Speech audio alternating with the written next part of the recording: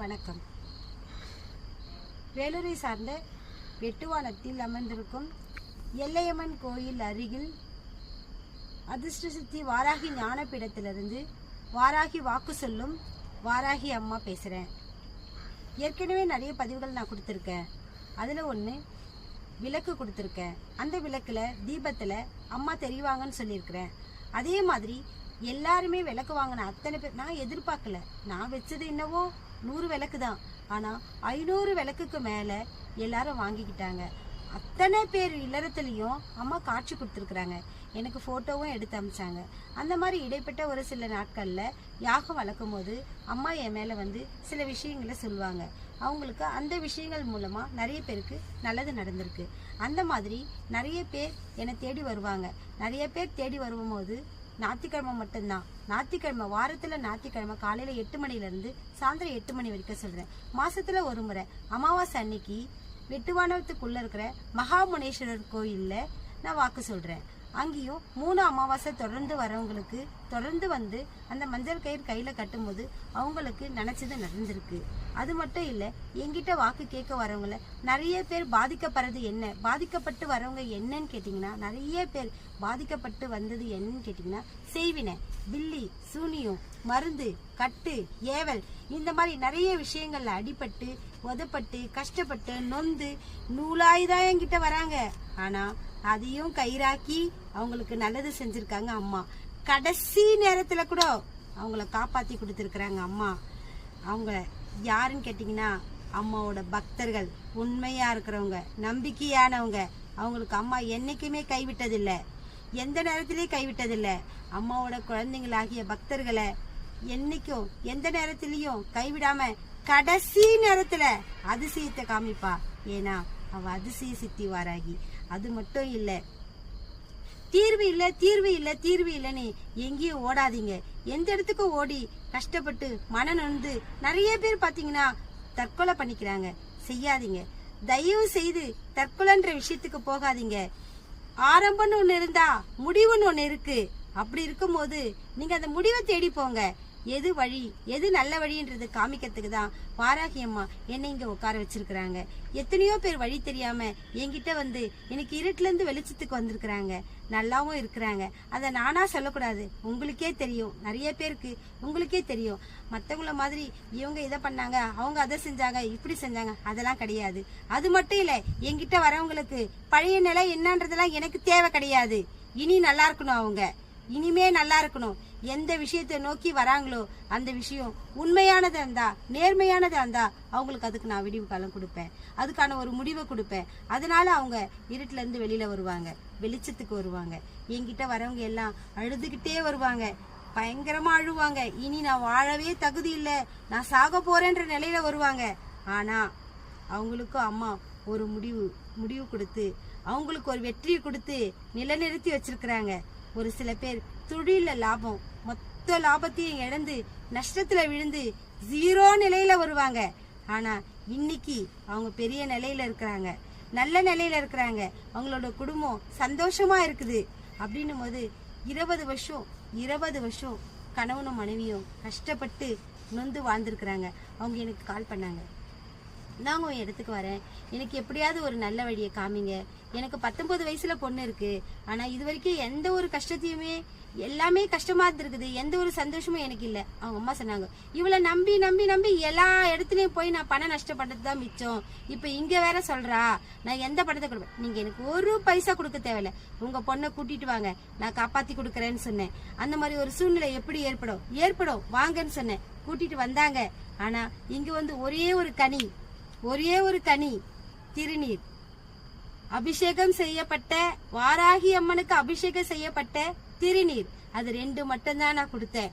இன்னைக்கு அவருடைய கனவை என்ன மாதிரி வச்சுக்கிறாங்க தெரியுமா? ஓஹோன்னு வச்சுக்கிறாங்க. மாமியார் வீட்டுக்கு என்னைக்குமே வராதவரு கார்ல வந்து தன்னோட மனைவியை கூட்டிட்டு போயிட்டு இன்னைக்கு குழந்தையும் சரி மனைவியும் சரி ஆனந்தமா வச்சுக்கிறாரு. அவங்க அம்மா எனக்கு கால் பண்ணி சொல்றாங்க, இப்படி ஒரு நிலைமை ஏற்படும்னு என் கனவுல கூட நான் நினைக்கல அப்படின்னு சொல்லி இங்க ஓடி வந்தாங்க.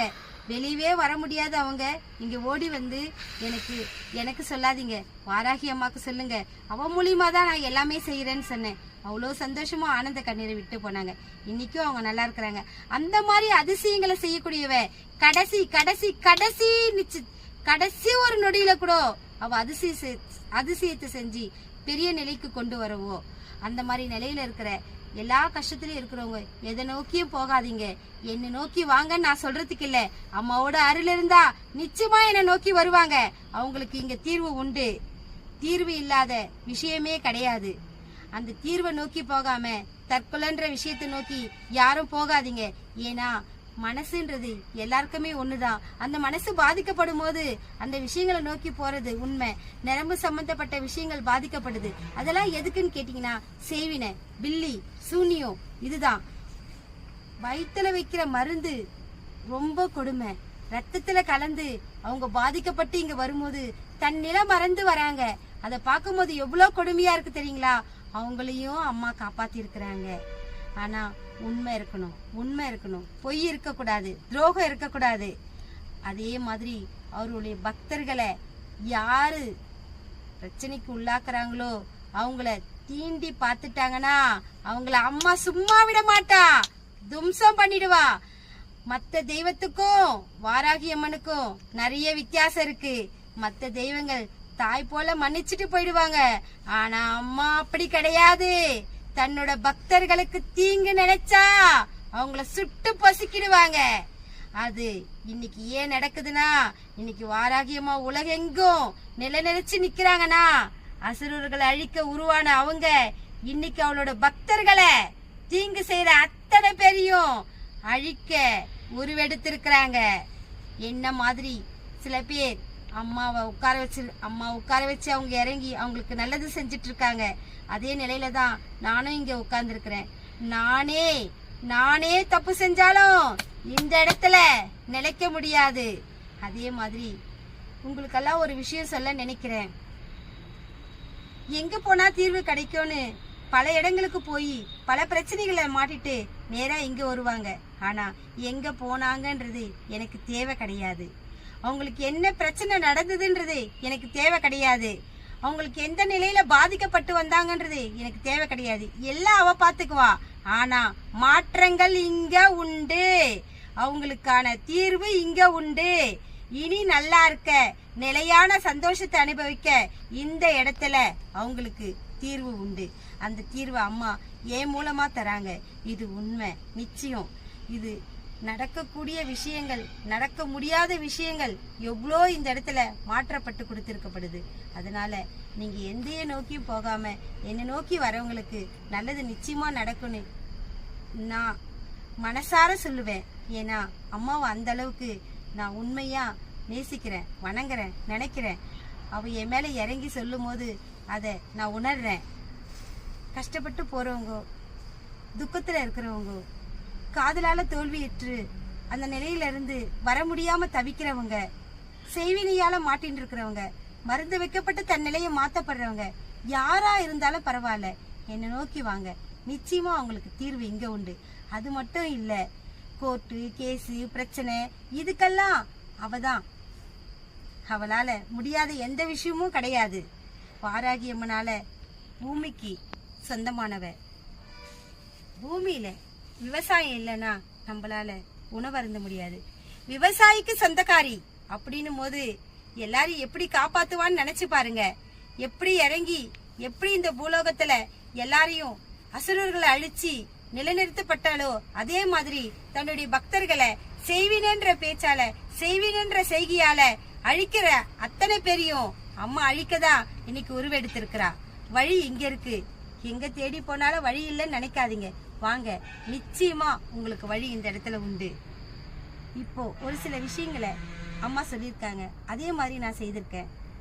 விளக்குன்ற விஷயத்த அம்மா எனக்கு எல்லாருக்கும் கொடுக்க சொன்னாங்க, நான் கொடுத்தேன். அதுல தீபத்துல அம்மா தெரிஞ்சதா எல்லாருமே எனக்கு போட்டோ எடுத்து அமிச்சாங்க. இப்போ ஒரு விஷயம் சொல்லியிருக்கிறாங்க. யாகம் நடத்தி யாகத்துல வைக்கப்பட்ட கலசத்தை இல்லறத்துங்களுக்கு கொடுக்க சொல்லியிருக்கிறாங்க. அப்படி அதை வீட்டுக்கு கொண்டு போய் வீட்டுல தெளிக்கும் போது பூமிக்கு அடியில இருக்கிற கெட்ட சக்திகள் செயலிழந்து நல்ல சக்திகள் உருவாகும். அது மட்டும் இல்ல, ஒரு சில பேர் வீட்டுல பாத்தீங்கன்னா ஆரம்பத்துல இருந்தே பிரச்சனை பிரச்சனை பிரச்சனை. வீட்டுக்குள்ள வெளியில போயிட்டு வந்து வீட்டுக்குள்ள நுழைஞ்சாலே மனைவி திட்டுறா, கணவன் பிரச்சனை, குடிச்சிட்டு வராங்க, குழந்தைங்க சொல்ற பேச்சு கேட்கறது இல்ல, சரியா படிக்கிறது இல்ல. இதெல்லாம் எதனாலன்னு கேட்டீங்கன்னா எல்லாத்துக்கும் மேல ஒரு விஷயம் இருக்கு, கர்மா. கர்மான்ற விஷயத்துக்கு அப்புறம் பாத்தீங்கன்னா பூமிக்கு அடியில இருக்கிற பிரச்சனைகள் நமக்கு தெரியாது. இந்த பூமியில எப்போ எந்த நேரத்துல எந்த ஒரு கெட்ட விஷயங்கள் உள்ள இருக்குன்றது தெரியாது. அது மட்டும் இல்ல, பாம்பு அடிச்சிருப்பாங்க, பாம்போட பாவம் சும்மா விடாது. அந்த இடத்துல புத்து இடிச்சு வீடு கட்டியிருப்பாங்க. அந்த மாதிரி நிறைய விஷயங்கள் இயற்கையா நடக்கிறது தான். யாருக்கும் நம்மளுக்கு தெரியாது. நம்ம விற்கிறாங்க, வாங்குறோம். அதுக்கப்புறம் பாத்தீங்கன்னா அதுக்கு அடியில பிரச்சனைகள். ஆனா அதை விட்டுட்டு இதை வித்துட்டு ஓடலாம். இன்னொரு தலை வரும்போதும் அதே பிரச்சனை தான். ஆனா நின்று நினைச்சு அந்த இடத்த சுத்தம் பண்ணுங்க. எதுவுமே தேவையில்லை, கலச தண்ணியை தெளிச்சாலே போதும், அது செயலிழந்துரும். எல்லா பிரச்சனைகளுக்கும் உங்களுக்கு ஒரு தீர்வு கிடைக்கும். எல்லா விஷயங்கள்னா நம்மளுக்கு நிம்மதி ரொம்ப தேவை.